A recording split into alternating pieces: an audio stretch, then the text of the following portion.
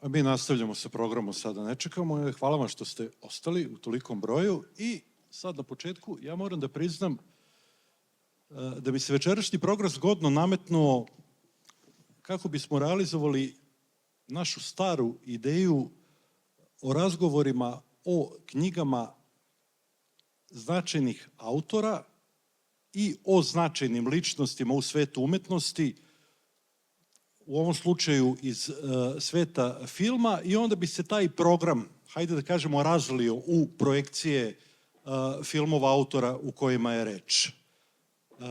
Tako da sam se, ovu vrstu programa nismo do sada uspevali da realizujemo iz prostog razloga što nismo uspevali da obezbedimo pravo, evo i Danica, pravo javnog prikazivanja filma, i kako je konačno taj problem rešen zahvaljujući preduzimljivosti ovde prisutnog Slobodana Brankovića, od nedavno urednika filmskog programa u Studentskom kulturnom centru. Ja ću se sada rukovoditi tom prvobitnom idejom i u vođenju ovog programa koristit ću se knjigom Soba za snove. Sad nadam se da ste čitali knjigu, ako niste, nema veze, pričat ćemo o njoj. Znači, Soba za snove. Reč je o svojevrsnoj biografiji Davida Lyncha. Knjigu su zajedničkim snagama, u 4 ruke, rekao bih, napisali američka novinarka Christine McKenna i David Lynch, i to na način da je prvo Christine McKenna po poglavljima, a napisala je tako, koristila je arhivsku građu i uglavnom je obavljala razgovore sa prijateljima, saradnicima, članovima porodice Davida Lyncha, da bi zatim David Lynch na osnovu sećanja komentarisao to što je Christine napisala.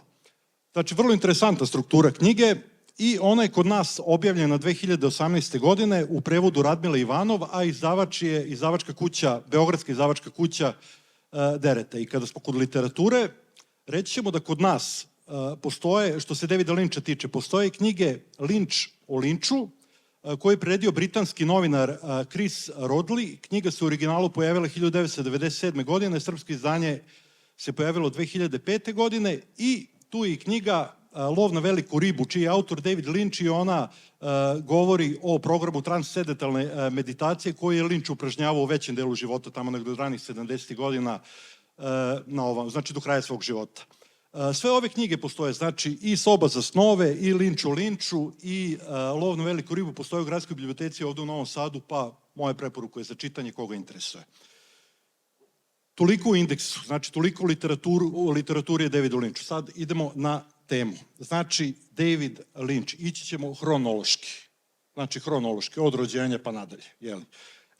Ovako, David Lynch rođen je, to smo rekli na početku, 20. januara 1946. godine u američkoj saveznoj državi Montana.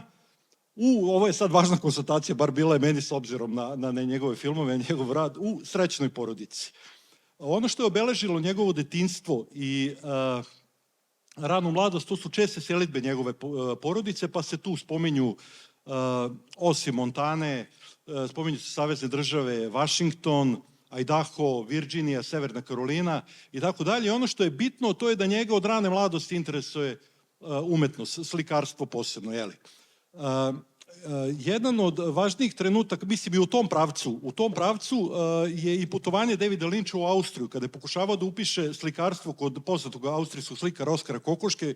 Kako od toga nije bilo ništa, on se vraća u Ameriku, i jedan od ključnih momenata u ovom periodu njegovog života je odlazak u Filadelfiju,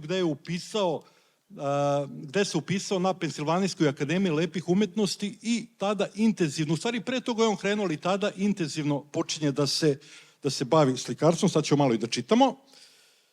I jedan od možda i, hajde da kažemo, krucijalan moment u tom trenutku, bar tako on tvrdi u knjizi Soba za snove, jeste moment kada su predmeti na jednoj slici na kojoj je u tom trenutku radio počeli da se pomeraju. I on o tome kaže, to je strana 79, knjiga Soba za snove, drugi pasus, samo da nađem moment. Evo ovako, David Lynch kaže, dakle, središnji događaj, u stvari to piše Christine McKenna, izvinjavam se, središnji događaj mit o osvajanju Davida Lyncha odigrao se početkom 1967. godine. Dok je radio na slici s prilikom koja stoji među krošnjama, izvedenoj u tamnim nijansama zelene, osjetio ono što opisuje kao vetrić i video trepet pokreta na slici. Kao neki dar iz etera, ideja o pokretnoj umetničkoj slici našla se u fokusu njegovog uma. Znači, mladom Davidu se učinilo da se predmeti na slici pomeraju, odlučio da kupi kameru i ostalo je istorija. Jel' tako? Sad, David Lynch je nastavio da se bavi slikarstvom do kraja života. Izlagao je širom sveta u brojnim i to prilično poznatim galerijama. Ovaj segment njegovog stvaralaštva je vrlo važan u kasnijem razvoju njega kao autora, a bio je prilično svestran. Naravno, najpoznatije po svojim filmovima. I sada ću konačno da pitam, da, to sam zaboravio. Nisam rekao s kim ćemo razgovarati, nisam predstavio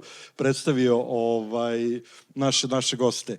Sa nama su gospođa Danica Bićanić, urednik likovnog programa u Studentskom kulturnom centru.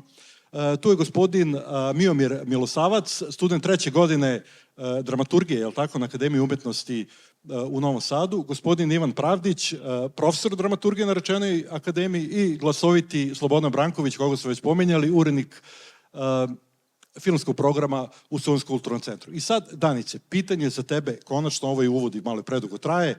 Ajde, reci nam nešto o tom slikarskom segmentu stvaralaštva Davida Lyncha sa posebnim osvrtom. On ovde spomenje da mu je najveći uzor bio Francis Bacon. Pa ajde da vidimo šta je to. Dobroveče svima. Pa krenula bih od te pokretne slike. Dakle, Lynchov prvi projekat koji je vezan za pokretnu sliku bio je zapravo kratki film Six Men Getting Sick iz 1967. Koji je zapravo snimljena video instalacija.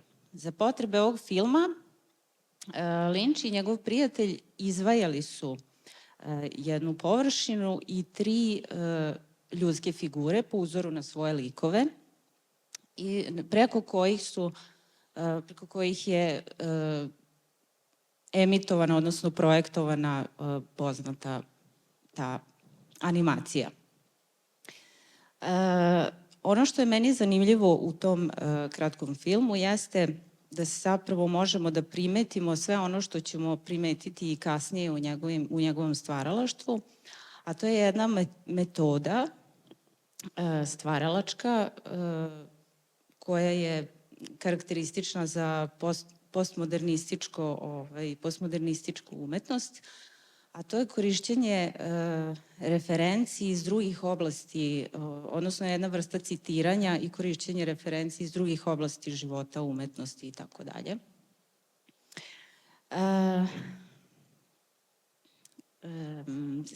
Lynch se bavio raznim vidovima likovne umetnosti, dakle slikarstvo, vajarstvo, grafika, fotografija.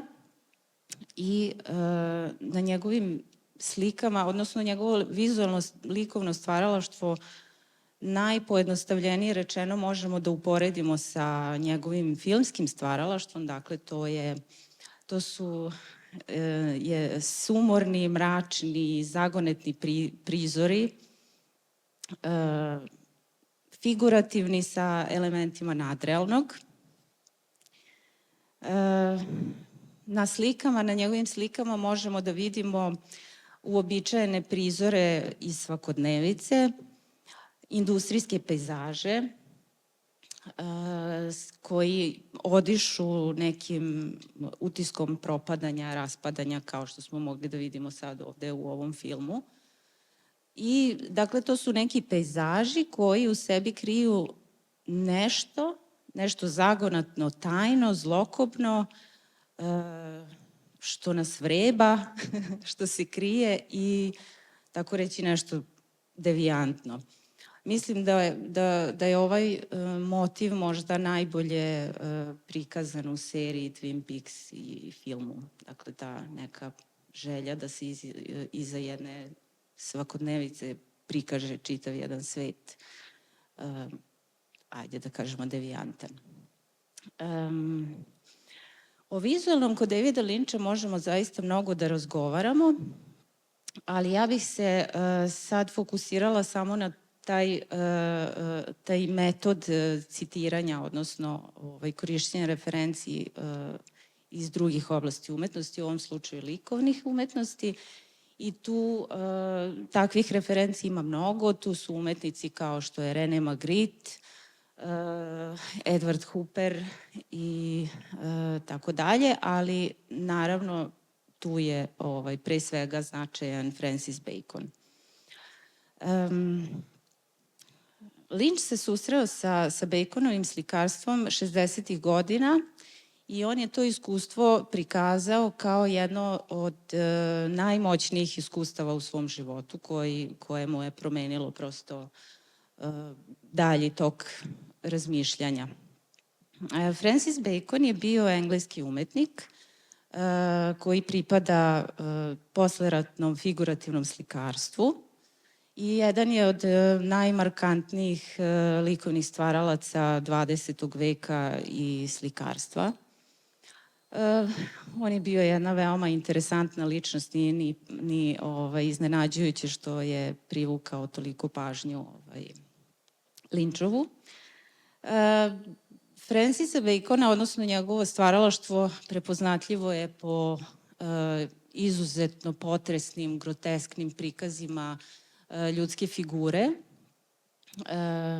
koje, dakle, on figuru prikazuje kao sirove komade mesa, kao neke telo koje je izobličeno nekim nasiljem i tako dalje, sa ciljem da prikaže jednu psihološku tenziju, odnosno ljudsko telo kao bojno polje agonije. Jedna od njegovih poznatih izjava jeste svi smo mi meso i svi smo mi potencijalni leševi. Takođe, u njegovom slikarstvu prisutno je prikazivanje klaustrofobičnih prostora, geometrijskih okvira i svega onoga što možemo takođe da primetimo u Lynchovom stvaralaštvu. Svi ovi elementi prisutni su kao što sam rekla, i u njegovom likovnom i u filmskom stvaralaštvu, i ja bih sad zamolila kolegu da nam pokaže nekoliko primera, čisto kao ilustraciju, nećemo se udubljivati, ali eto, samo, da. Spomenula bih da je zapravo za razumevanje Lynchovih filmova dosta važno uočavanje ovih referenci i vizuelno je od velikog značaja za tumačenje određenih scena. Kada smo kolege i ja razgovarali o ovom programu, dotakli smo se kompleksnosti Lynchovog stvaralaštva i u smislu medija svakako da je film najadekvatnija forma za njega i za njegovo izražavanje, ali u svakom slučaju i likovna umetnost je tu imala veliki značaj. Odnosno, ona prosto možda nije bila dovoljna za sve one njegove kreativne aspekte koje je morao da izrazi, ali je i tekako važna po više pitanja. Pre svega, kao što si rekao, zbog toga što je to bila inicijacija u svet umetnosti za Lyncha, a druga stvar po meni je da je u kompletnom Lynchovom filmskom stvaralaštvu prisutno jedno likovno promišljanje, prosto kao polazište. Samo da se malo podsjetim šta sam htela sledeće da kažem. Da, Lyncha je u svetu umetnosti inicirao otac njegovog prijatelja Tobija, Bushnell Killer, koji je zapravo Lyncha fascinirao zbog toga što oduševio, zato što je Bushnell odlučio da napusti svoj život pun izobilja i lakoće i da se svega toga odrekne i postane slikar. U jednom intervjuu sam slušala kako je Lynch pričao o tome kako je oduvek voleo da crta i još od detinjstva naravno i kako je uvek negde u podsvesti imao taj strah da će jednog dana morati da prestane da crta i da odraste i da počne da se bavi nekim ozbiljnim dosadnim stvarima. I u tom smislu susret sa Bushnellom je bio kao neko otkrovenje da on zapravo shvata da ljudi ne moraju da prestanu da crtaju i da se bave tako kreativnim stvarima i da život ne mora biti dosadan.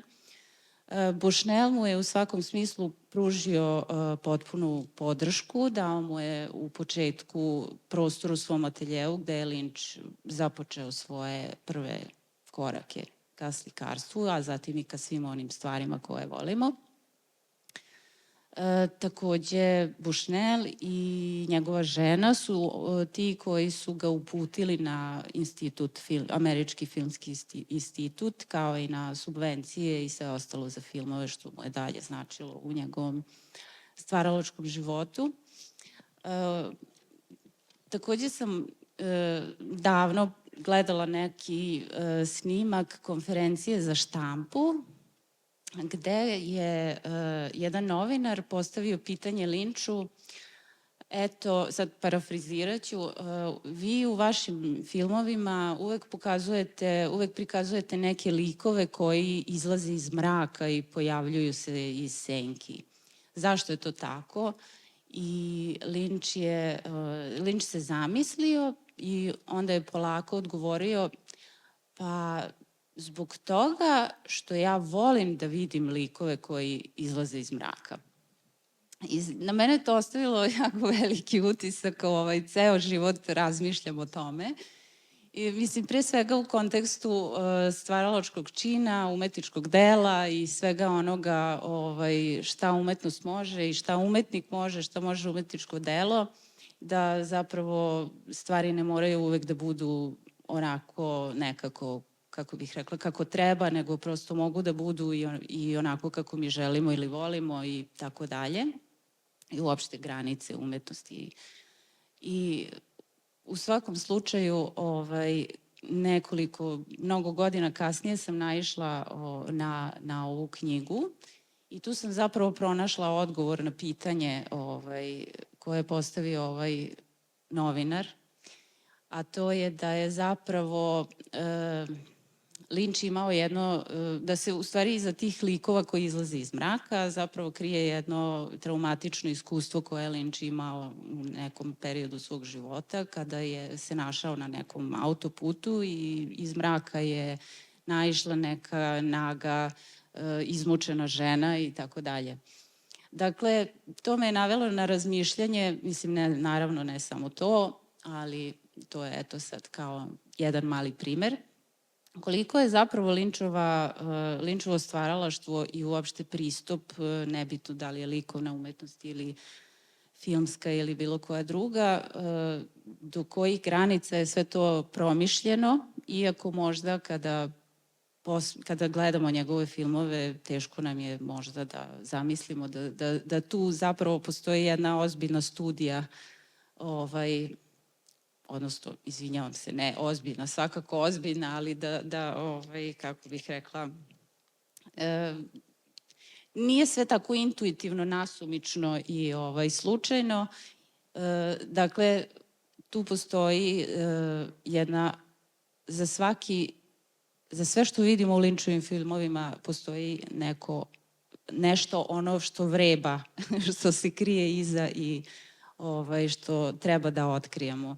U tom smislu isto i te likovne reference koje koristi i sve ostale tajne koje nam nudi u svojim filmovima, koje nas navode da istražujemo i da razmišljamo, po meni su nekako i jedan aspekt nekog vremenskog dela, nelinearnog vremenskog aspekta u njegovim filmovima, da zapravo mi i kada pogledamo film, mi prosto smo pozvani da i dalje razmišljamo o tom filmu i da kasnije sretajući se sa tim svim nekim odgovorima koje smo možda imali nekada vezano za njegove filmove, da prosto produžavamo trajanje tih filmova tako što ćemo da otkrivamo te stvari koje nas vrebaju.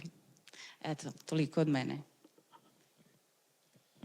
Okej, hvala ti. Ovo je bilo onako baš iscrpno i ove su slike koje nam je sad Danica pokazala, to izrađenje za mene, nisam imao pojma da ona to priprema.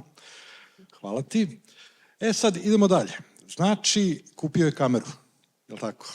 I snimio je nekoliko kratkih filmova, sad ovde su i nazivi, to nisam mogao da zapravo. Znači, prvi je Šestorica se razboljevaju 6 puta, pa izmišljena reklama za Nacin i tako dalje. Da, Abeceda, apsurdan susret sa strahom. Samo da vidimo da li tu ima još nešto. Baka, da, okej. U stvari ne, Baka je kasnije. Dobro. Sad, neke od ovih filmova su primetili ljudi koji su trebali to da primete, jel tako? I stiže poziv mladom Davidu u Filadelfiju za odlazak u Los Angeles na Američki institut za film. Poziv koji se ne odbije. Tako je. Šta se dalje dešava? Da, baš u toj knjizi koju stalno referišemo ovde, on kaže to je kao da ste dobili na lutriji 50 miliona, tako mu je taj poziv delovao kao ok, ideš u Los Angeles da snimaš filmove. Tako je on to doživeo. Isto, pre svega, dobroveče i hvala svima što ste došli. Da, on je došao u Američki filmski institut. Ono što je zanimljivo, tamo u Los Angelesu ta njegova klasa, klasići, tu su bili Terence Malick i Paul Schrader, koji će isto kasnije postati prepoznatljiva imena svetskog filma. I on je došao tamo, učili su oni, mislim, kao kažem, polazili su, imali su predavanje i tako dalje. On je imao neki scenarij koji je hteo da razvija, ali prvi film koji je on zapravo uradio, dugometražni, igran je upravo ovaj film koji smo gledali, Glava za brisanje, i ja volim da kažem da je to zapravo neki njegovi studentski film. I mi smo u Studentskom kulturnom centru i ovde ima i dosta mladih i oni koji žele da se bave filmom, tako da ovo zapravo jeste jedna priča o jednom umetniku koji je prosto verovao u svoju ideju i koji je bio beskompromisan u tome da je ispriča. Sad, kako ti voliš da kažeš, servisne informacije o filmu, neće dugo to. Žanrovski su ga definisali teoretičari kao nadrealistični horor. Scenariju režija David Lynch, u glavnim ulogama Jack Nance, Sharon Stewart, Jim Bates, Judy Roberts, tako dalje. Ja nisam sada mislio da nešto ja vam analiziram ovaj film, jer... Niti nam je to bila ideja, da. Niti nam je to bila ideja, jer pogotovo u vezi sa ovim, gde David Lynch kaže film je onakav kakvi ste vi. Zapravo, i 6 korak dalje, svet je onakav kakvi ste vi. I on uopšte nije imao nema jednog značenja. I sigurno ovaj film, ako budete gledali i nekada i kasnije, drugog puta imaće nešto novo. Tako da ja prepuštam vama i vašem utisku da vi sami sebi dopustite taj doživljaj ovog filma i da prosto sami saberete utiske o njemu. Ali ono što mi je drago što smo ovaj film pogledali u ovoj sali, ovde na velikom platnu, jer David Lynch, kao i svi veliki umetnici filmadže se zalažu za to, filmove treba gledati u bioskopu. Nije isto, mi možemo naravno informativno da pogledamo neke filmove kući na laptopu, na TV-u, kogod ima inča taj TV, ali taj odlazak u bioskop, kako je Lynch rekao, gledajte na što većem ekranu, sa što boljim zvukom, u što većem mraku i sa ljudima. Jer je to ipak neko kolektivno iskustvo, odlazak u bioskop. I zaista sad u ovom trenutku u kom živimo, mislim, na globalnom nivou, kada sve te velike distribucije i nekako se sve nekako vezuje za kuću, da prosto svi veliki umetnici sada pozivaju ljude da zapravo odlaze u bioskope, tamo gledaju filmove. I zapravo ovaj naš novi projekat SK Cinema koji smo pokrenuli ovde upravo ima to za ideju da se skupljamo ovde, da gledamo filmove, da ih komentarišemo, pogotovo te neke kultne i značajne filmove koje vjerojatno nismo imali priliku da gledamo na velikom ekranu. Tako da je to, kažem, i Lynchu bila ideja, on je, o njemu bi sad mogli da pričamo danima i nedeljima. Ajde samo da kažem ovako sad, izvim što prekidat ćemo se, tako da neću da se izvinjavam. Film Glava za brisanje sniman je 6 godina. Jel tako? I ono što se meni, mislim, ta konstatacija, jer lepo je smestiti stvari u kontekst. Premijera filma je bila 77. I sad ovde Christine McKenna u ovoj knjizi kaže, vrlo interesantan moment, da je premijera filma bila nekoliko godina ranije, pitanje šta bi bilo sa Davidom Lynchom. Znači 77. Kraj hippie ere, početak punka, početak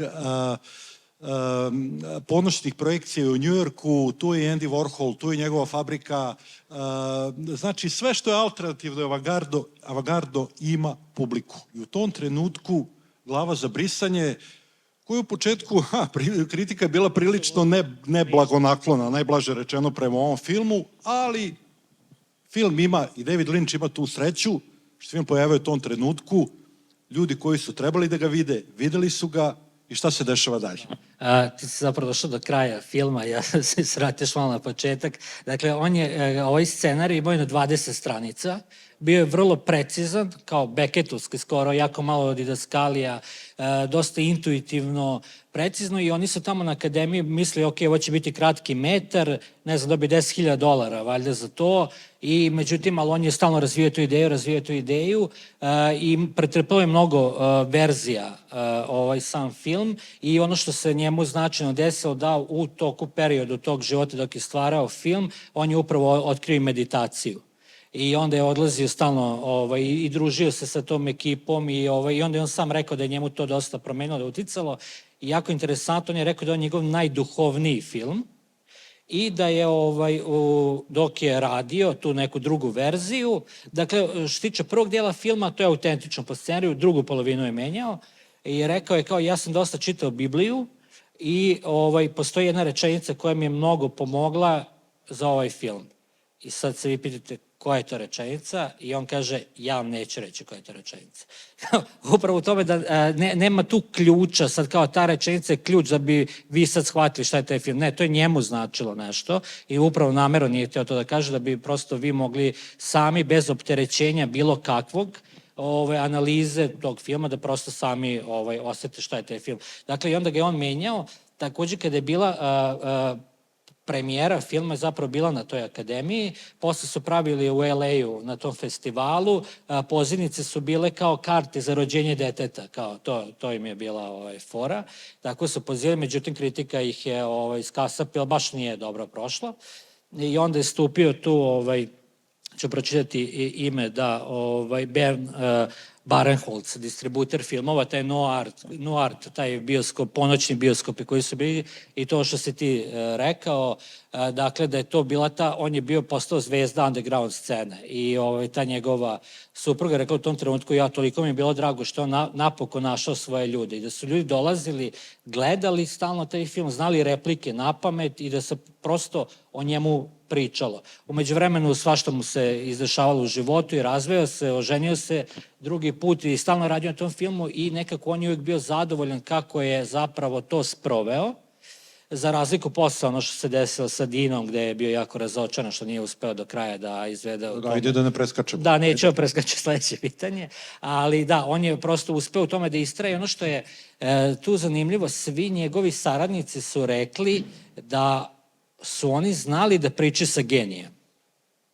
Kaže, to je prosto bilo nevjerojatno. Svi njegovi saradnici, glumci, on ima posebne neke vrste indikacija kad priča sa glumcima, neke svoje šifre je razvijao i on je govorio o indikaciji između reditelja i glumca, što je jako vrlo intimno i na tim probama se mora se stvoriti taj neko dozi poverljivosti neke, da je dovoljno i pogledom da bi oni znali da li je dobro, nije dobro, pa je imao te neke šifre, rekao, malo više vetra u glumi, pa sad ne znam kako bi danas neki glumac reagovao na takve neke indikacije, ali kaže, svi njegovi saradnici zapravo to rekli, da je zapravo su oni bili svesni da oni imaju posla sa jednim genijalcem. I on je, ono što je zanimljivo, on je sve voleo da radi, dakle, bebu u filmu je on pravio, nikom nije htio da kaže kako je on to pravio, upravo to, likovnjak, rekvizitu. Prvu scenu za film koju su snimali je bila ona scena na početku filma, ona večera sa ovim pilićima, to je on pekao, to je on pravio. On je, čak glumici, oni su pričali o tome, glumica mu je predložila kao ona misle da ona ne čuje dobro, da ona ima neku upalu infekciju na uvu i on je rekao, ok, da, super, to mi sviđa. I oni su znali da se ta infekcija u uvu nikad neće vidjeti. On kaže, ne zanima me. Meni je važno da ti znaš da ti to imaš. On je svaki dan njoj pravio tu masku, tu infekciju na tom uvu. Mislim, i ono, bio je prosto 300% prisutan u svakom kadru, ali je voleo isto da čuje i druge saradnike u smislu da mu predlože neke ideje i onda su pričali njegovi saradnici šta se sve moraju da rade za ovaj film. Pa on kaže samo kao, treba mi pas sa štenadima, kao, ok, kao, idemo sad tražimo kucu koja ima male, onda su zvali bolnice da dobiju ove pupčane vrpce koje su koristili. Oni su rekli, ne, to će biti sve u nekim teglama pored, oni su to uzimali zapravo. Sve to i mislim, i svi su kažu da je bilo jako uzbudljivo raditi sa njim, da im je otvarao neke nove stvari i da je vrlo u tom smislu bio intuitivan i u samom procesu rada, da na primjer ova frizura glavnog glumca koja je baš karakteristična, da je to isto sasvim slučajnost, da je on došao na set, koleginice šminke, frizure je to nameštala, to je bila neka pripremna faza te frizure, nije trebalo nikad tako izgledam, kao da, to mi se sviđa, to je super. Ja kao ne, ali to ne, baš tako treba da izgleda. I ja sad ne bih mogao da zamislim ovog glumca s drugačijom frizurom, iskreno, ne znam, prosto toliko je to upečatljivo i dobro. I mislim, u tom smislu, ta njegova intuicija koja ga je vodila, i to u smislu nema objašnjavanja, nema jednog značenja, nego prosto taj njegov umetnički senzibilitet koji ga je vodio do kraja. I ja bih sad nadovezao, sinoć smo imali predavanje kod profesora Pravdića i pričali smo o nekim ciklusima i o ponavljanjima i jedan naš veliki reditelj Dejan Mijač, naš veliki pozorišni reditelj, je isto to nešto slično rekao, kao kad pogledam istoriju umetnosti, i ne samo umetnosti, nego i sveta, sve se nekako ponavlja i svega je već bilo, jedino tebe nije bilo. Ti takav kakav si, samo se ti sad u ovom trenutku postojiš na svetu i nikad više neće biti takva osoba kao ti i ti si dužan da to svoje individualno što imaš da mi daš i da se ne plašiš da mi to pokažeš i da mi daš sve od sebe. Mislim da je Lynch bio upravo taj. Tako da, eto, taj film je, da, posle, zahvaljujući tim projekcijama u LA-u po noćnim bioskopima, doživeo uspeh. Posle je on dobio ponudu, za čovek... Onda se pojavljuje Mel Brooks i dolazi još jedna ponuda koja se odbija, a to je režija filma Čovek slon, je li tako? Čovek slon, kojeg je zapravo osvojili su nagrade, imao je 8 kandidatura za Oscara, tako nešto. Zahvaljujući tom filmu, isto što je interesantno, Američka filmska akademija, odnosno Oscar, rešili su da od te godine mora biti obavezno Oscar za šminku svake godine. Jer do tada je bilo nešto kao povremeno su davali neke nagrade, ali kao zbog Čovek slon su rešili da kao šminka mora biti prepoznata kao veoma nešto umetnički jako validno na tom nivou i da treba da ima Oscara, da to zaslužuje. Tako da to je još jedna zanimljivost u vezi sa tim i posle, da, taj film ga je zaista vinuo, ali ceo taj njegov, dakle, put te glave za brisanje, on je čovjek raznosio novine. On je imao ćerkicu i onda su rekli kao, ćerkice, ja odemo u te restorane i onda uzmemo meni i sa druge strane napišemo gledajte glavu za brisanje i tako se ostavljaju reklame. I mislim, to sad zvuči kao, ali i treba setimo početaka tih velikih umetnika, velikih reditelja, kako su oni počinjali, jer to tako liči i sad naši početci. I to je sasvim normalno i u redu je da to tako bude i samo treba verovati u to što radite i da ove stvari izgurate do kraja. Inače, film je jako, mislim, videli ste, dosta mračan i on je zapravo insistirao na tome da se nađe ta nijansa mraka. U tom filmu on je glumcima i celoj ekipi puštao Sunset Boulevard, to mu je jedan od njegovih omiljenih filmova i govorio je baš o toj crno-bijeloj tehnici, to mu je bilo jako zanimljivo, ali za ovaj film ne znam koliko je kopija uradio dok nije došao do te svoje boje, nijanse crne koju je želeo. Da, u taj studio gde je on to snimao, gde je on zapravo živeo, ta filmska akademija Oni su kupili od nekog naftnog magnata neku vilu, to je bio čovjek koji je imao sluge, štale i ne znam šta, on je otišao u neku štalu, tu se zatvorio, napravio studio, ogradio sve, snimao je noću sve, jer mu je smetala buka drugih, a i kao prosto mračan je film, to mu je trebalo i verovao je do kraja, bio je upućen to sve, dugo je to trajalo, ali eto, na kraju se sad ipak ispostavio taj film koji je na početku bio osuđen na propast, zapravo sad postao kultni film. I svi se vraćaju. To je otprilike, to se dešava i sa mnogim njegovim filmovima, da ih u početku kritika isjeca i onda imamo tu teoriju vremenske distance, vreme mu da za pravo. Recimo Bulevar zvezda, film koji je kritiku u početku isekla, sad ja malo preskačem, kasnije proglašen za najbolji film u 21. veku, tako? No dobro, ajde sad ovako. Znači, da li je smela tvrdnja ako taj njegov izlet u prvo sa Melo Brooksom i režija filma Čovek slon i posle toga pojavljuje se Dino De Laurentiis, čuveni producent koji mu daje režiju filma, to je ono hollywoodska produkcija sa, čini mi se, 40 miliona, to je kraj 70. ili početka 70. godina, znači ogroman budžet za snimanje Dine, u to vreme možda je najpoznatiji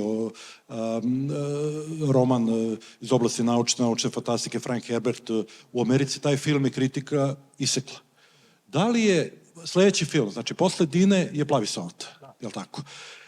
Da li ovaj izlet u film Čovek slon i u Dinu i Plavi somot, da li je zapravo Plavi somot, kad posebno uzimajući obzir ovaj film koji smo videli večeras, zapravo Linčov povratak Linču?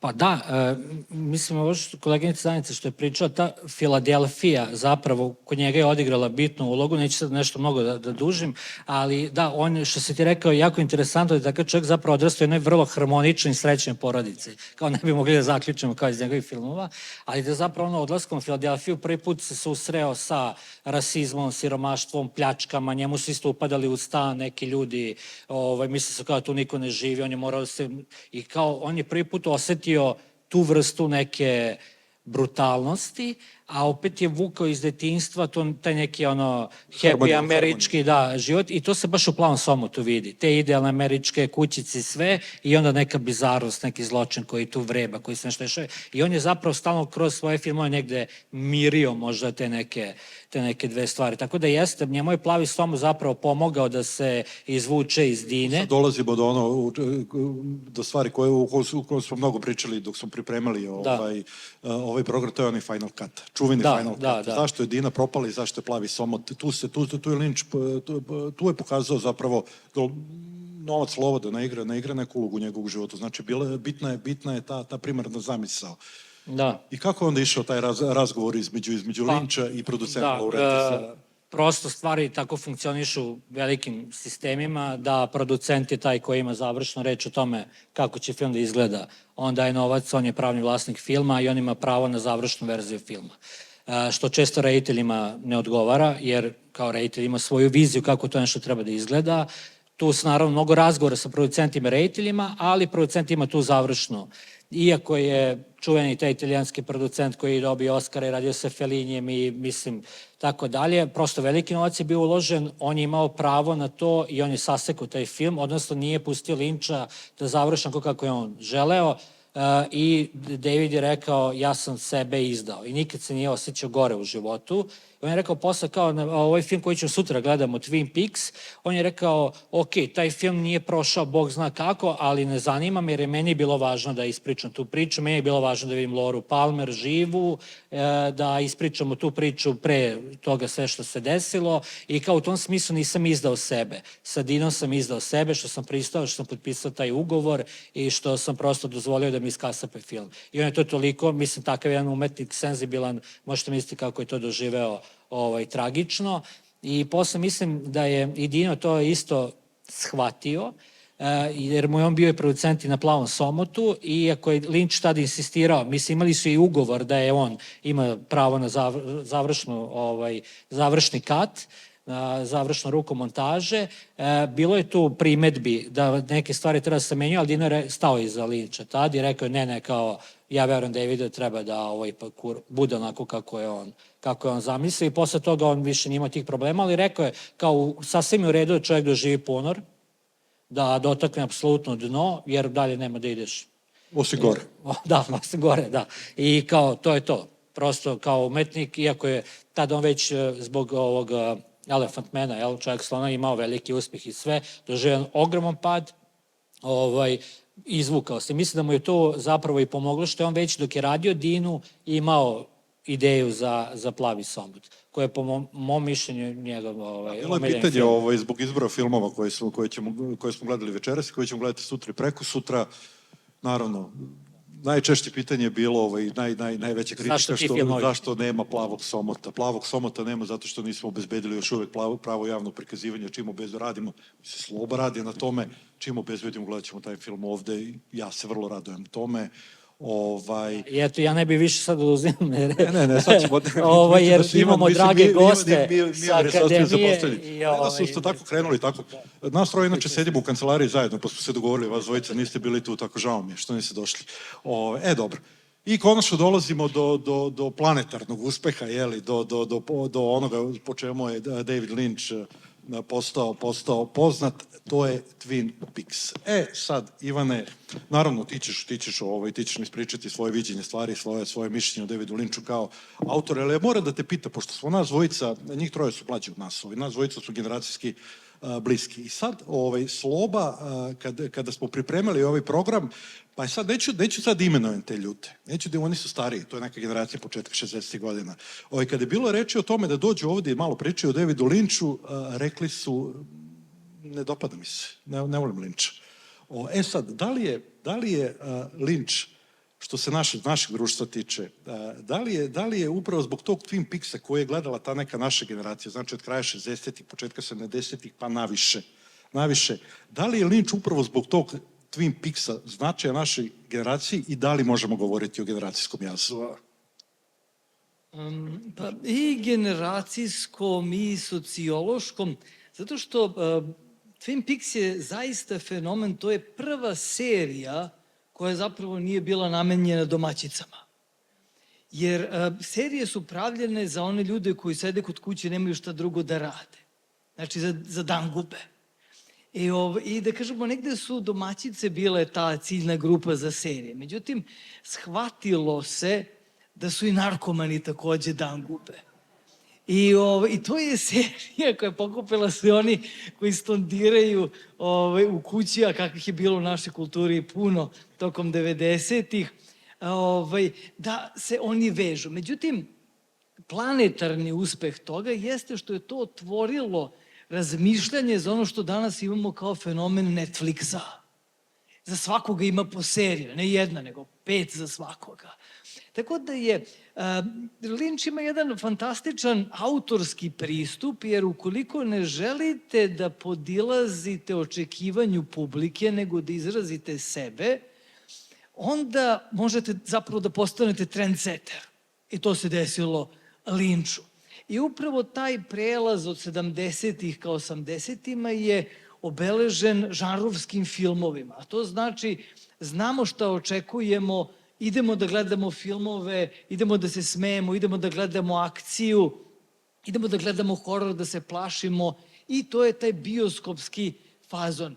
Međutim, sa ovom individualizacijom koju dobijamo televizijom, videom i sada internetom, upravo su autori kao Lynch, koji je jedan od predvodnika tog autorskog vanžanrovskog pristupa, su omogućili da želimo razne emocije, razne iskustva, neočekivanost.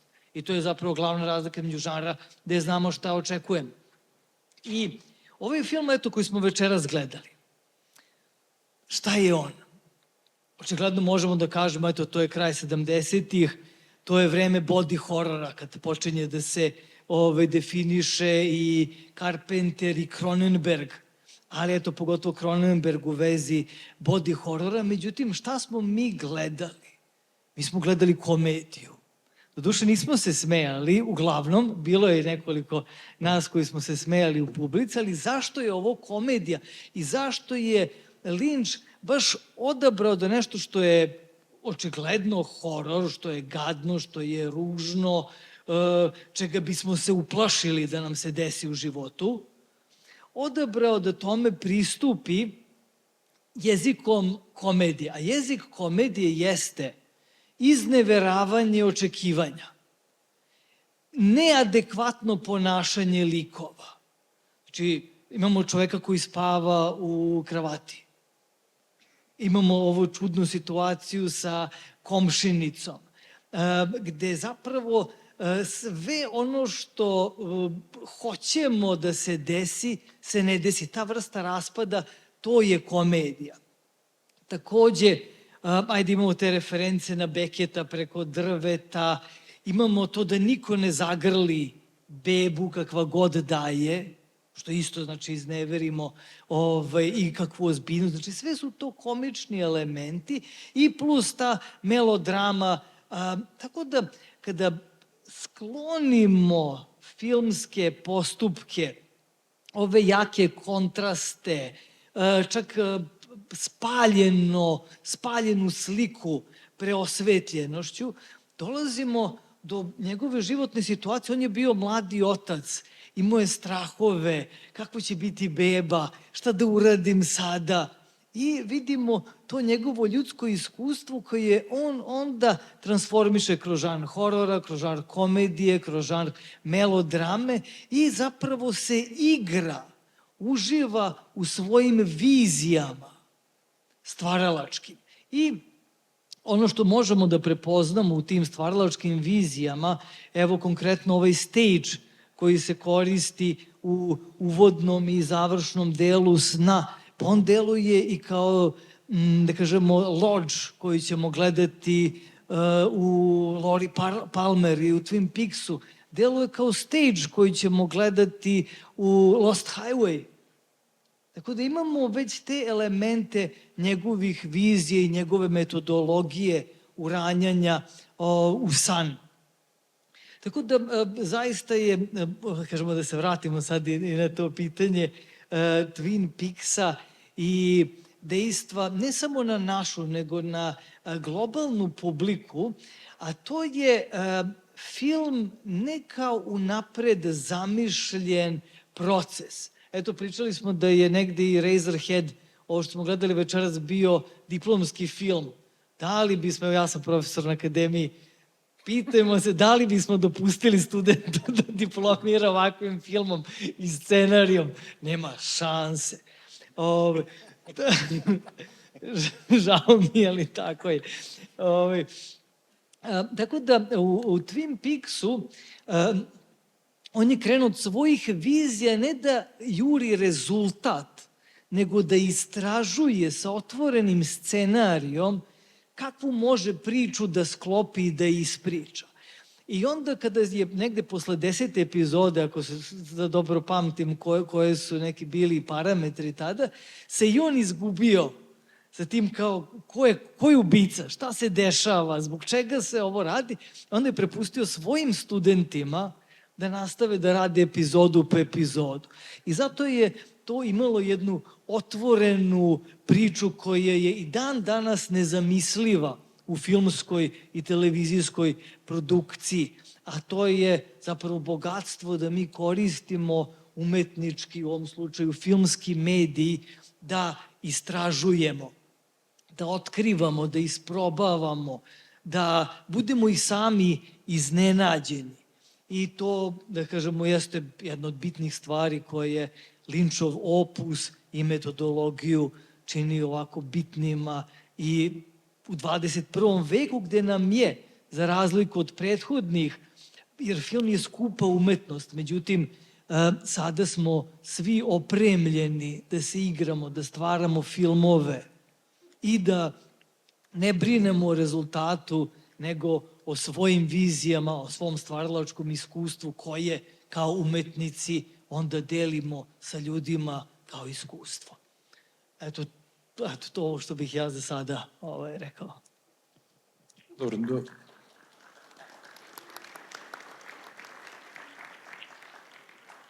Nisi mi baš odgovorio na pitanje, ali ajte. Dobro, nastavljamo dalje. Ili ja nisam razumeo, naravno. Nastavljamo dalje. Za vreme snimanja te prve serije Twin Peaks, gde je on snimio samo prvu epizodu, ako se ja to dobro razumeo, u tom prvom serijalu, prvu i poslednju. Ovo ostalo je prepustio saradnicima, ali tako, kako si rekao, studentima. Da. Da. I onda, dešava se, meni je to sad vrlo interesantno, on napušta snimanje Twin Peaksa i odlazi da snima Divlje u srcu. Divlje u srcu, to je, kako da kažemo, noir roman iz 40-ih, 50-ih godina napisao američki, tada možda i malo poznati pisac Barry Gifford. Ja sam tu, ta knjiga postoji takođe u biblioteci, tražio sam ili nisam našao. Postoji zvanično, slabo se čita, zaturena je negde. I meni sad tu dopalo u celoj toj priči, mislim, vi ste iz sveta filma, vi to znate bolje od mene, on je potpuno prepravio, on je, znači, od knjige Divlje u srcu napravio nešto novo. Napravio film koji nije knjiga, a zove se po nazivu knjige. Šta možemo da kažem? Evo, meni je to prvi film Davida Lynča, seća se, stariji se sećaju možda tog mitskog mesta zvanog Bioskop Jadran, tamo u Poštanskoj ulici, za pošte to naravno već dugo ne postoje, tu sam gledao Divlje u srcu. I ja mislim da mi je to prvi film koji sam gledao od Davida Lynča, tad sam bio mlad i bilo ono wow. E sad, ko od vas počne nešto da kaže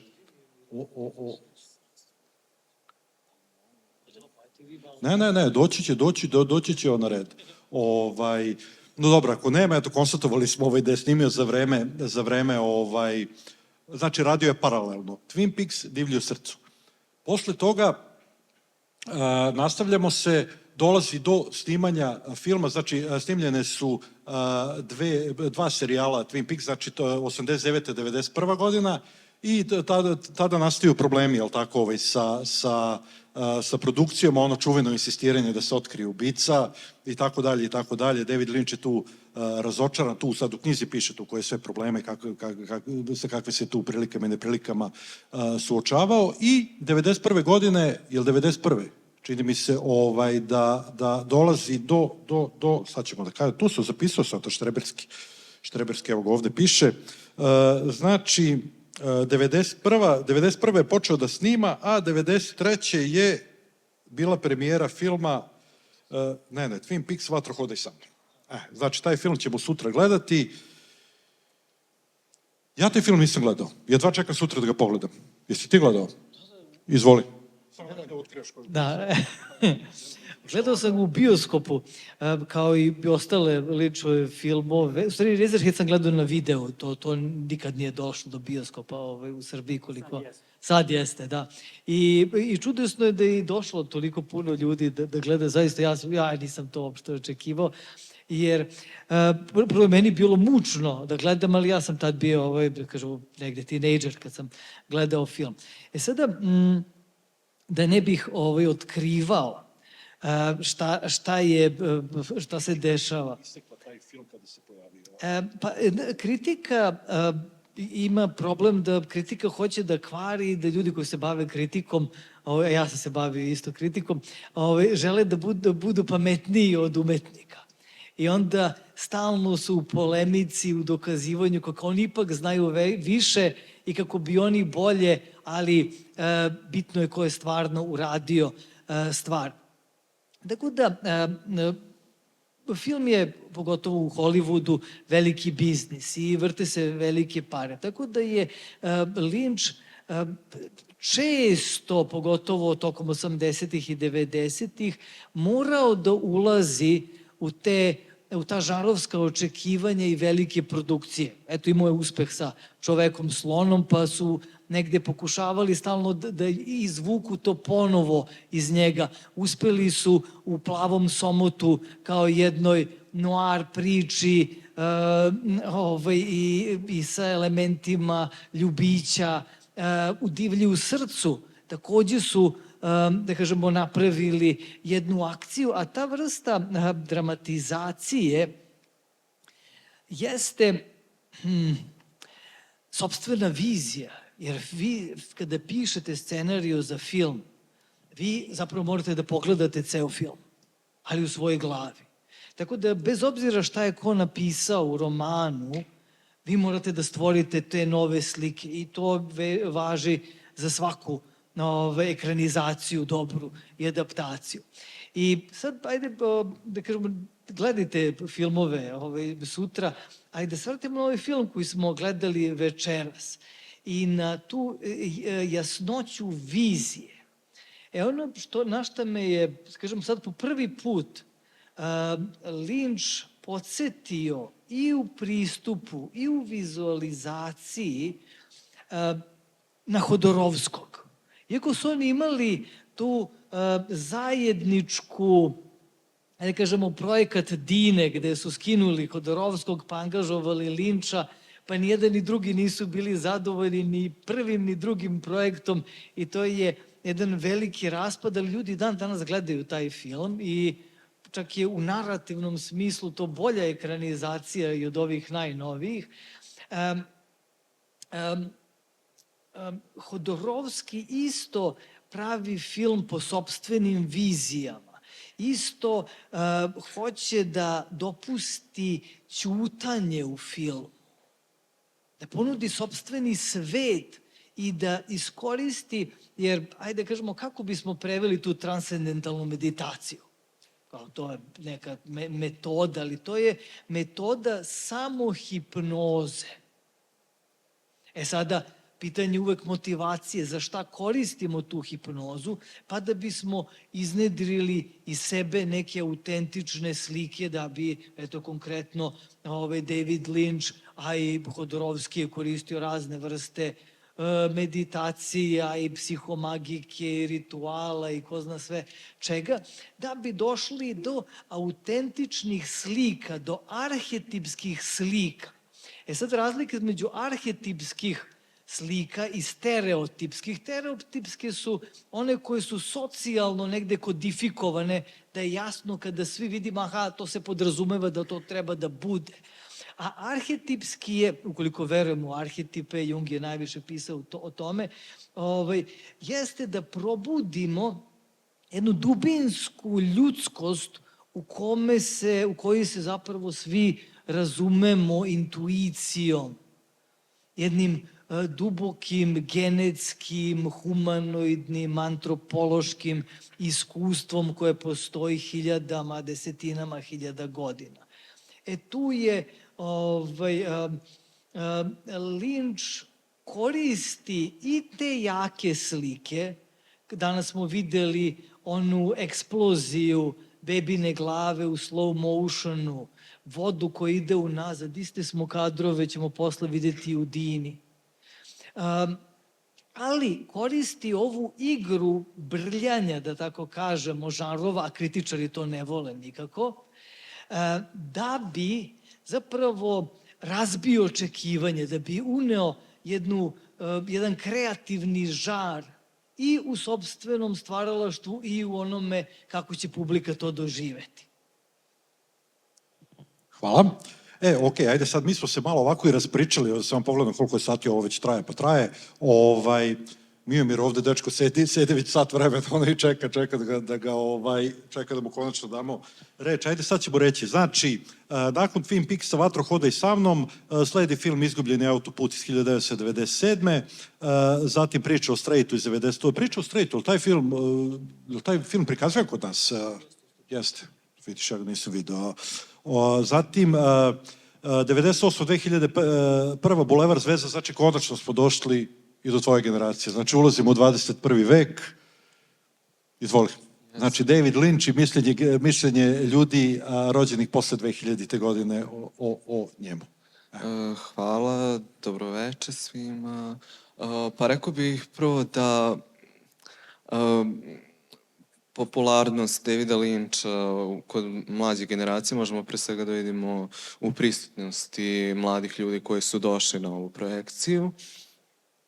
Tu ima dosta kolega sa akademije, ali i dosta drugih mladih ljudi.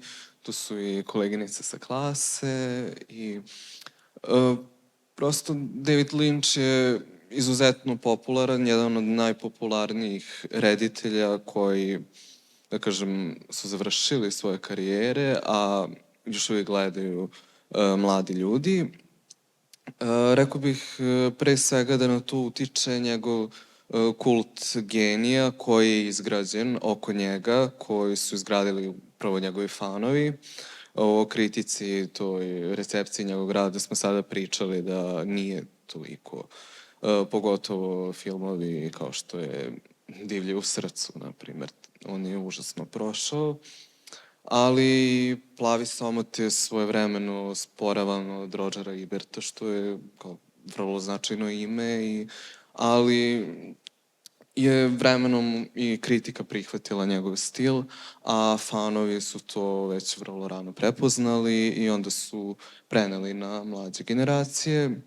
U tome svakako internet pomaže, zato što njegovi često se dele na internetu, na Instagramu, na TikToku, snimci, to ste kao kadrovi iz njegovih filmova koji su i vizualno interesantni i privlače i koji imaju tu neku mistiku koja može da privuče i mlade ljude. Sad, rekao bih takođe da je popularnost u tome što on je radio u žanrovima koji su trenutno vrlo popularni među mladima. Eto, spomenuli smo body horror, prošle godine smo imali Supstancu, koja je izuzetno bio popularan film i koji ima u sebi citat na Lynchovog Čovek slon, a vrlo moguće i na Eraserheada, jer je ona tu baš stavila dosta kultnih citata, možda i previše, ali on je takođe radio dosta u misteriju, trilere, to je sve naš horor, to je sve izuzetno popularno među mladima, koji, rekao bih, imaju neku vrstu otklona prema komediji, jer uglavnom je više taj neki mistični vibe, nešto što preovlađuje. Međutim, kada sam bio na radionici filmske kritike u Beogradu, tu Lynch je bio, mi smo spominjali Lyncha kao jednog od značajnih reditelja, ali zanimljivo je to da je kritičar iz Hrvatske, Nino Kovačić, spomenuo da je mnogi reditelji, pa i Lynch, dosta utiču na stvaranje te slike genija. Znači da oni sami dosta svojim izjavama, o tome kako pričaju o svojim delima, stvaraju tu neku mističnu sliku koja je publici izuzetno primamljiva. Pa tu smo imali te izjave da ne objašnjava svoje filmove, znači nekako tu neku odgovornost za to delo, za interpretaciju i tumačenje prebacuje nazad na publiku, što utiče na to da mi njega doživimo isto, kao što su njegovi filmovi enigmatični, da i njega doživimo kao neku enigmu i to isto jako pomaže u tome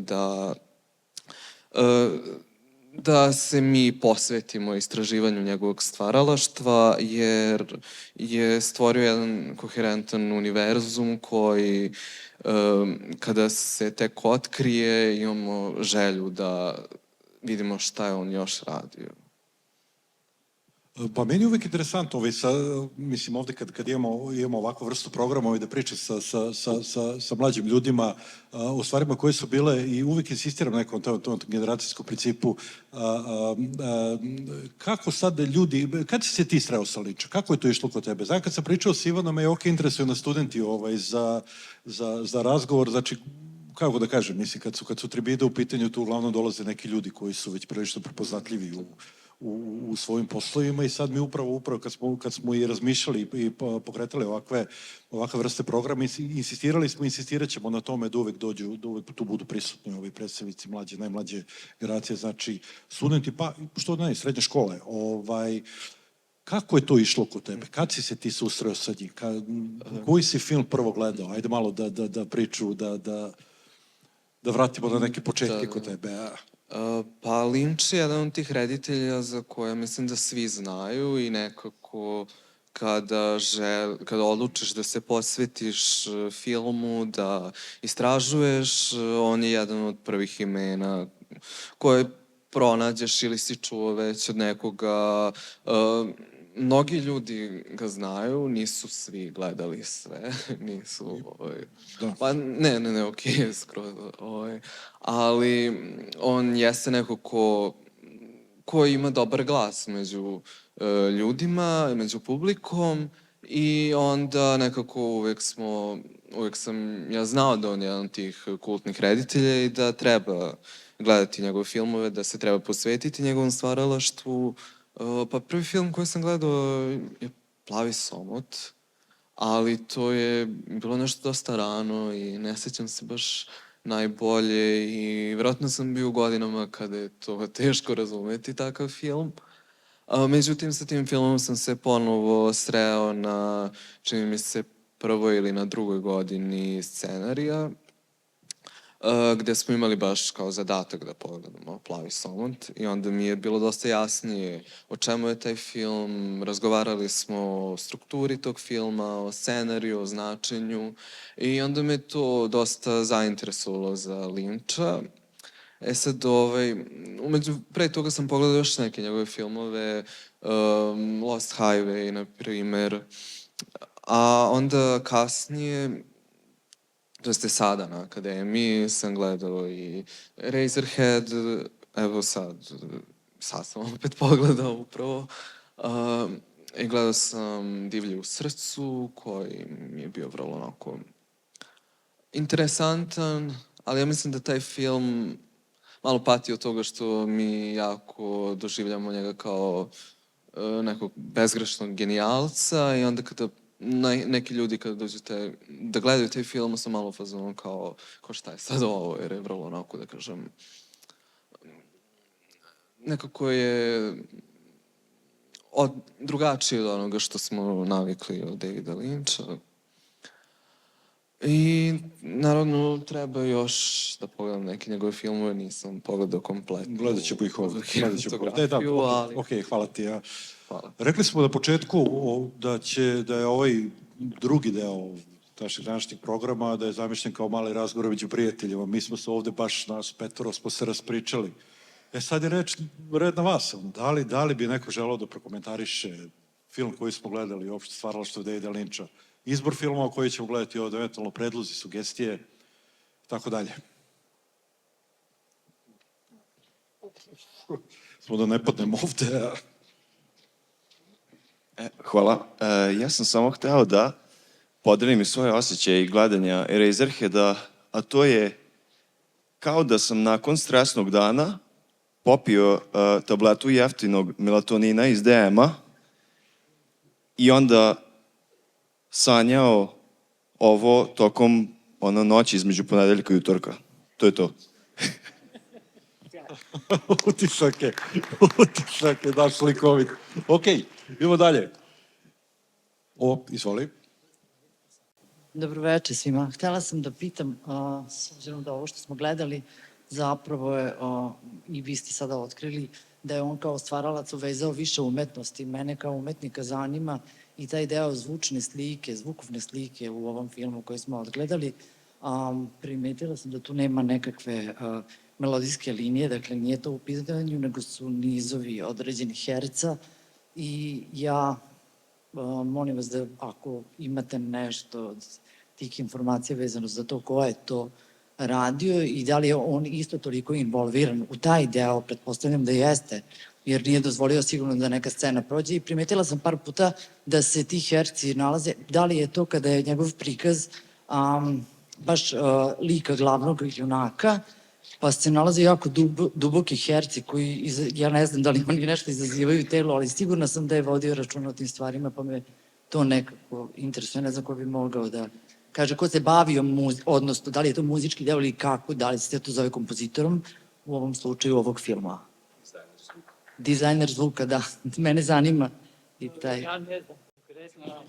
Pa pominjano u ovoj knjizi baš o tome, da, on je vodio mnogo računa o zvučnoj slici i to je super što si primetila i što si pomenula sad, ja sam zaboravio ime, ali da, on je voleo da ide i da snima zvukove svuda i da baš je montažu zvuka dugo radio za ovaj film i mnogo je posvetio vreme o tome, bavio se time dosta, tako da to što si osetila nije neka proizvoljnost, da. Da, pa bavim se muzikom, pa sam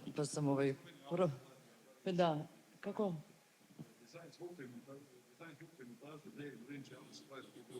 Splet, da, jeste, da. Da. Da. Pa verovatno, da. Da. Pa rekla bih da ima Njemu se u toku filma mu se promenio direktor fotografije, koji je morao da ide na neke druge projekte, prosto toliko dugo trajalo, ljudi su morali od nečega da žive, niko nije bio plaćen sad tu nešto. Ali da, za dizajn zvuka i to je posao u svojoj kući je pravio studio. Kad je izašao iz tog studija Američkog filmskog instituta, onda u toj svojoj kućici, garažici je pravio taj studio zvuka i dosta se bavio time, piše o tome da u knjizi dosta posvećuje pažnje tome i da je prosto, da, i dozvoljavao sebi da ga zvuk inspiriše za određene scene i da je to, ne znam, u pilani nekoj, pa kaže snimaj mi ovaj zvuk, treba će mi za nešto potpuno, kao ne da oponaša zvuk tog prostora, nego i taj zvučan slika priča svoju neku priču. Pa da, meni je to sjajno u stvari da studenti i omladina zna da u stvari sve mogu da uveže kogod se bavi time, da su sve te umetnosti nekako jedna sa drugom u vezi. Profesor je spomenuo čak i tišinu kao moment u filmu. Sad i tokom te tišine su se dešavali zvukovi, što je u stvari verovatno povezuje određene scene koje se ja ne razumem, ali imam sopstveni doživljaj, kao što ste rekli, da dozvoljavamo sebi. Hvala vam puno za... Hvala vama. Mnogo sam i slatke odavde. Okej. Je li ima još pitanja, ljudi? Ili komentar, ili... Da, sugestija, mišljenje. Okej.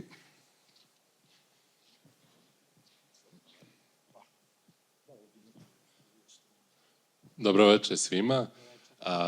Ja bih hteo da postavim pitanje da li smatrate da je glava za brisanje, da ona predstavlja metaforu straha od roditeljstva ili možda čak predstavlja i nešto više od toga poput neke šire metafore za egzistencijalnu anksioznost modernog čoveka?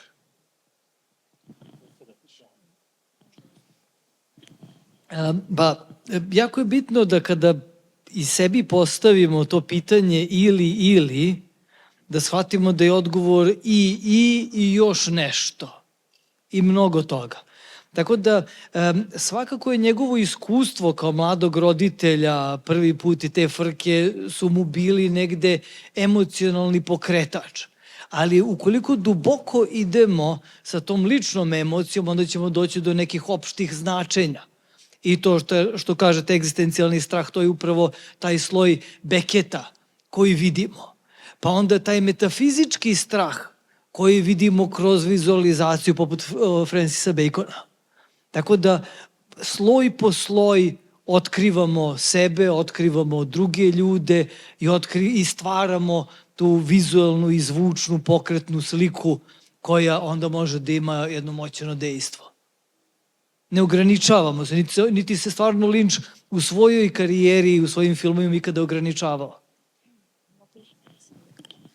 Mislim da je Linč kao i zapravo svaki veliki umetnik se ne trudi da nam daje odgovore, niti da nam prepričava neku šta je on hteo da kaže, nego zapravo da nas natera da se pitamo.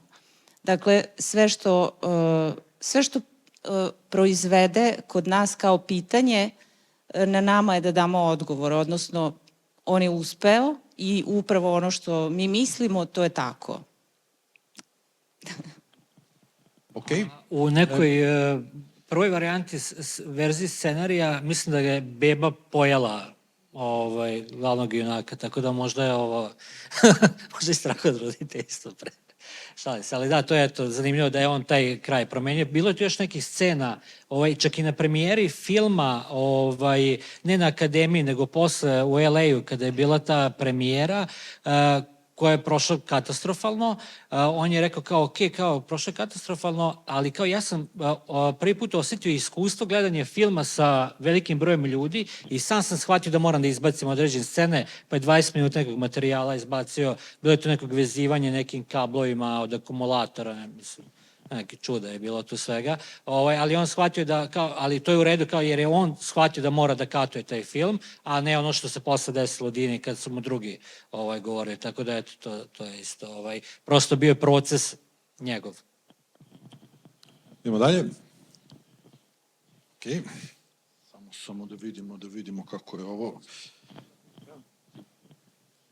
Dobro večer. Zanima me koje je vaše tumačenje simbolike čoveka sa polugama, to jest, ja pretpostavljam da je Bog, koji prvo oslobađa tu reptil bebu, pa onda oslobađa našeg glavnog karaktera u filmu.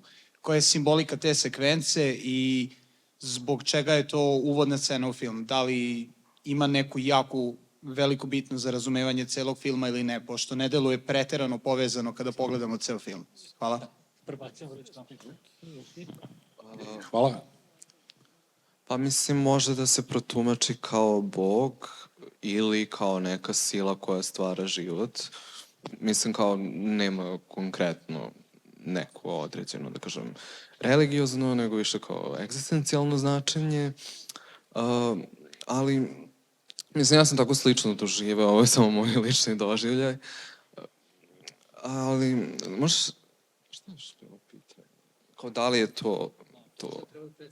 Da, a šta predstavlja? Pa ja bih rekao da to je taj dolazak u život na planetu i odlazak sa nje i oba ta, da kažem, procesa su izuzetno bolna i izuzetno izazivaju, da kažem, neku vrstu, mislim, patnje.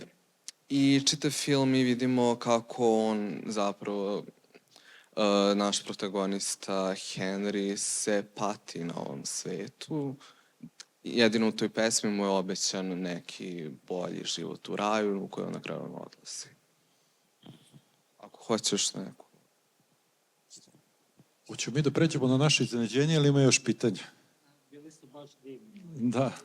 Pa mislim, ovo je uvod, mislim, pravit ćemo još ovakvih programa, naravno, gde ćemo pričati o stvaralaštvu različitih autora. Mislim, ovo je tek početak, ako je bilo neki, ja mislim da večeras nismo imali tehničkih problema. Što se tiče ovakve vrste programa, velike. Znači, ovo je program edukativnog karaktera, gde učimo jedni od drugih. Mislim, tako da je veliki uzoran Jugoslovenska kinoteka i svi oni filmovi koji se tamo prikazivali, mi ćemo se truditi, budemo na tragu toga. Radit ćemo filmove ovde i sada, šta smo rekli, koja nam je ono, da, sada ćemo, da, meni je, što se Twin Peaksa tiče, jedna od najstrašnijih, ono scena, bila ona čuvena crvena soba i onaj mali Michael koji govori unazad i sada je konačno došao taj trenutak da se ja suočim sa svojim velikim strahom. Kada će stići to iznenađenje, šta sad treba da radimo? Bila neka šifra koju sam ja zaboravio usput. Pa ja bih pre svega htela da se zahvalim stvarno svima, jer ovde sam pre svega kao veliki fan. Drugo, mislim da smo mi ovde svi veliki fanovi, a i svi mi ovde koji smo pripremali ove programe, imali smo jako veliku želju da obuhvatimo što više toga i mislim da i zato smo tako jako brzo pričali i svašta nešto, ali svakako da Linč zaslužuje da se posvetimo posebno svakom segmentu njegovog stvaralaštva, muzika takođe, to smo morali da preskočimo i tako. Tako da nadamo se da ćemo imati prilike i prilično smo zapravo sigurni da hoćemo da se i time pozabavimo i nadamo se da ćete to ispratiti, a sada kreće iznenađenje. Ovo je sad iznenađenje. Ja ću iskoristiti ovu pauzu da kažem da 6. februara ovde imat ćemo jedno veče studentskog filma. Prikazivat ćemo filmove kolega studenta akademije, ali takođe veoma značajno, mi smo ovde u Studentskom kulturnom centru imali i jedan program koji se zvao Škola filma za mlade i tu su mladi ljudi koji ne studiraju akademiju, ali su žele da nauče nešto više o filmu. Napravili su jedan super sjajan film od 15 minuta koji ćemo premijerno ovde prikazati, tako da pozivam 6. februara dođete. Posle toga očekuje nas jedna nedelja Lars von Trira, Von Kar-Wajja, isto ćemo imati ovako predavanje Kišlovskog i tako dalje. I eto, baš nam je super i hvala vam što ste došli i zaslužili ste ovo iznenađenje. I sad, i pošto je 80. rođendan Davida Lyncha, bio pre 3 dana za Svetog Jovana, jel tako, da vidimo šta nama ima ovaj kraj knjige, meni se ovo dopalo, malo je patetično, ali koga briga, jeli, da vidimo šta ima David da nam poruči sa onoga sveta, samo da ja to nađem. Evo ovako, kaže David Lynch, za kraj, pre nego što pređemo na iznenađenje. Koju god stranicu ove knjige da pogledam, pomislim, čoveče, to je samo vrh ledenog brega. Ima još mnogo više priča. Mogao bi da napraviš čitavu knjigu na osnovu samo jednog dana i da opet ne uhvatiš sve. Zaista je nemoguće ispričati priču o nečijem životu i najviše čemu možemo stremiti jeste nada da ćemo ovde preneti veoma apstraktan ružin pupoljak. Na koncu, svaki život je misterija, dok sami tu misteriju ne rešimo. I u tom pravcu svi smo krenuli, znali to ili ne. I onda za kraj. Da svi budu srećni, da svi budu pošteđeni bolesti, da svuda vlada prosperitet, da patnja ne pripada nikome. Mir. Hvala vam što ste došli.